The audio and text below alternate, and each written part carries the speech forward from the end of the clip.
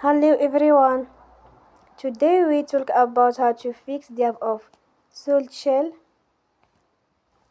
We go to settings, then we click on apps. After that we search the app SoulChill and we click. They will on for stop. After that we go to storage.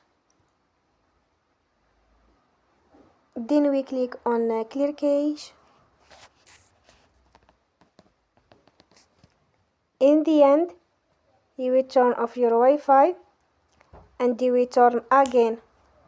Don't forget to support us by like and subscribe. See you next time and thank you for watching.